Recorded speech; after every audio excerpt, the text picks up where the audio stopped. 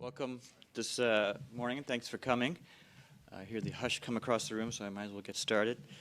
But on behalf of the Islamic Institute, the Congressional Muslim Staff Association, and Islamica magazine, allow me to formally welcome you to this special discussion entitled Islam and the Western World, an Interfaith Dialogue. Welcome to Capitol Hill, for those of you who are guests from far and abroad. And while we're in the Appropriations Committee room, we can't have food in here, pork or otherwise, so we'll have lunch afterwards, right after the event that'll be served in the hall. But again, thanks for taking the time to join us. You probably heard that the bells rang just before we sat down, and so there's a series of votes with the members right now for about 20 minutes. So Congressman Keith Ellison from Minnesota, who's our moderator for this evening, will join us just as soon as they're finished with those roll call votes.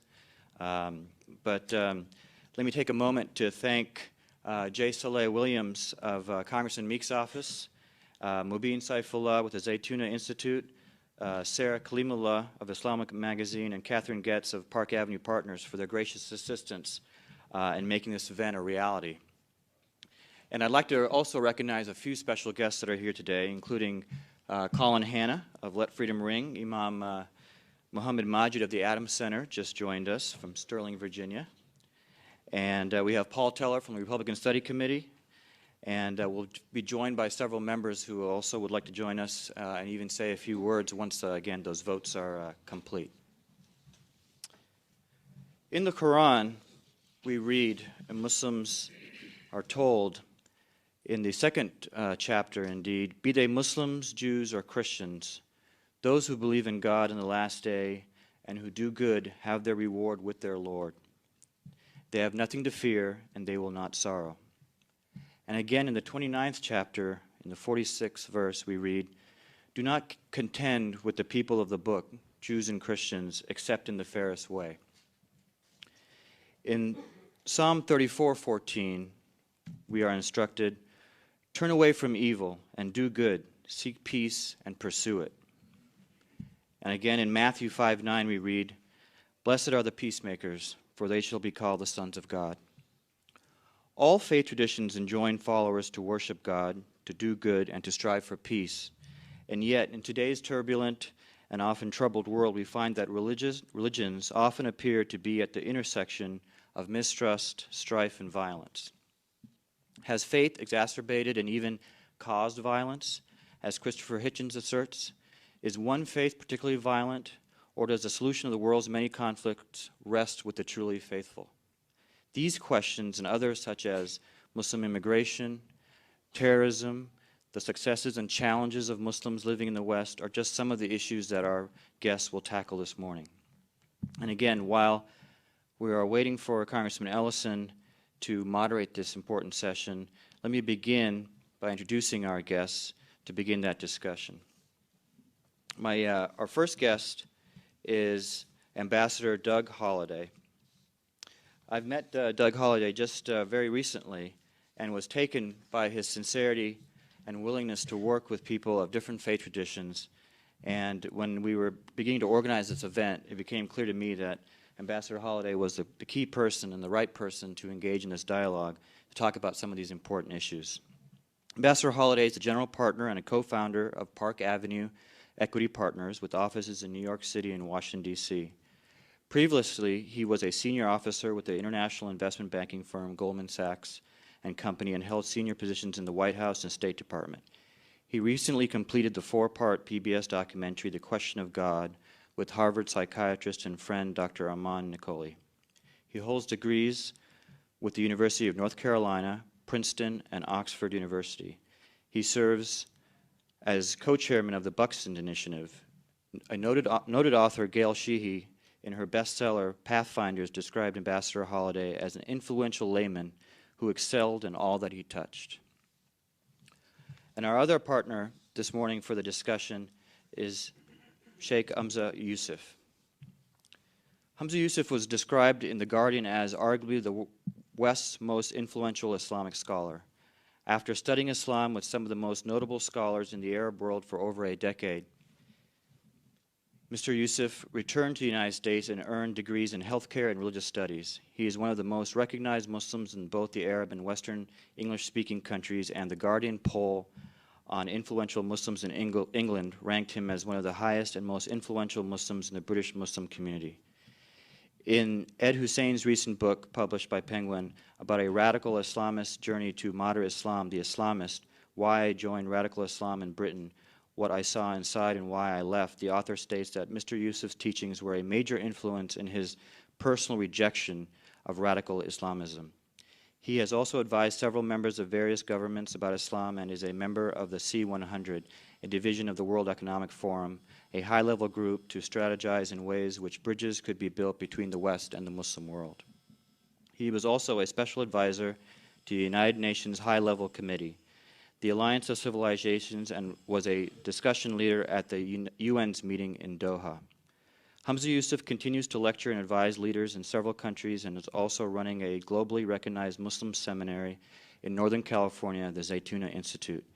He has written 3 books and is also the student and personal translator of Sheikh Abdullah bin Baya, the former vice president of Mauritania, and one of the most knowledgeable and respected scholars in the Sunni Muslim world. Sheikh Hamza currently resides in Northern California with his wife and 5 children. So we'll begin with Ambassador Holliday, who will share some of his thoughts, and then go to Sheikh Hamza, and then we'll proceed with a conversation. At that point, hopefully, Congressman Ellison will take over the moderator duties. Thank you, Ambassador. Thank you so much. Well, it's wonderful to be here. I was trying to think of an inspirational thought, and all that came to me was a T-shirt I saw recently that said, "What am I doing in this room?" And I kind of feel this way with Imam Hamza. He's an incredible scholar and person. He's not of the rock star status of the Dalai Lama, but he's getting there. But it's an honor to be with him. My wife also had another T-shirt she bought one time that said, "My next husband will be normal," but that's another story. Anyway, I thought it might be helpful before we got into some of the substantive issues to give you a little sense. You know, it's always good to know where someone's coming from.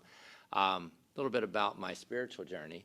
I grew up in a family where my father was a very aggressive atheist, and so religious kind of exercises were not really that practiced in our household. And part of it, he was reacting. We're all product of what we've embraced by our parents and reacted to various things. But he grew up in the South, where the Bible Belt kind of, he took it as something that just was uncomfortable for him. Wasn't a lot of thinking going on of just embracing a kind of a certain approach that he wasn't comfortable with. So I came to faith really on my own through some mentors and a grandmother who really, I saw it in her life, and it really was really powerful for me.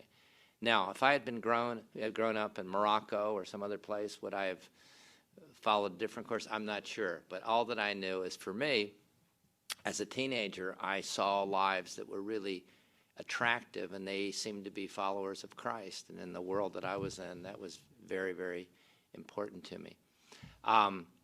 This began to animate pretty much everything in my life, and I had these grandiose plans to change the world. And then I moved down to North America, then to my state and the city. And then I finally got to the point of saying my greatest focus for change spiritually needs to be myself. And I think of that great, the literary critic G.K. Chesterton in London one time. I think it was in the 30s. 100 leading people were asked the question, "What's wrong with the world?" Interesting, to hear all these people comment on that. And he wrote back on a postcard just a few words. He said, "What's wrong with the world? I am." And increasingly, I see that my biggest challenge is conforming my own life to the dictates of my faith.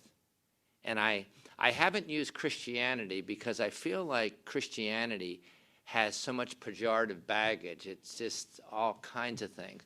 I choose to use almost biblical language, which strikes me. You don't find the term Christian but once. That's when non-believers were describing what was going on with believers. I choose to say that I'm a follower of Christ and want to conform my life to his dictates. So how did I get into this whole dialogue matter as a reformed investment banker and a private equity guy? I've never been really qualified for anything I've ever done. So why stop now? But after 9/11, I met a remarkable man, Dr. Akbar Ahmed, that some of you know, a former High Commissioner from Pakistan to the UK, and he's a scholar at American University. A friend of mine said, you should meet him. And so I went over to the National Press Club. He was holding forth that day, and I really was taken with him. And we went back to my office, and we spent about an hour and a half just talking. And I had just a lot of questions, and kind of like having the privilege of interacting with you. You kind of say, I need a human being to talk with about these things, because there's so much I just don't understand. So we began this interesting journey that didn't start out as to start an organization or institute of any sort. In fact, I think this city has too many of them. We're trying to, they're kind of like rabbits. Every place you turn, there's a new institute and new organization. I guess we're doing the same thing. But what we did was we started to meet, he and I, regularly, and then we expanded the circle. He brought a few of his friends, I brought a few of mine, and then one day we had a very important conversation at the Department of Treasury. I brought some friends together who happened to be very senior in the CIA. In fact, they ran these things, FBI and all this, and I said, you just got to hear what this man has to say. You might not like it, but you should hear this. And I said, the ground rules are you won't shoot the messenger here. And he would say things, and they'd get crazy and say, but we're Americans. We're the Marshall Plan people. And I said, okay, time out, everybody. Let's get cool. Everybody relax. We're just trying to learn. So it was a remarkable time. So then we started this kind of conversation where we expanded it. So about every month we'd have at the Egyptian embassy, we'd have a dinner, or at the case's home, we'd have a dinner. So we'd go back and forth, kind of Christian, Muslim, and we would just what I would call create a safe table where people could begin to connect on a human level. And I think what's a little bit different about what we're doing with the Buxton Initiative, there's a lot of places where people are debating policy, and that's important to do.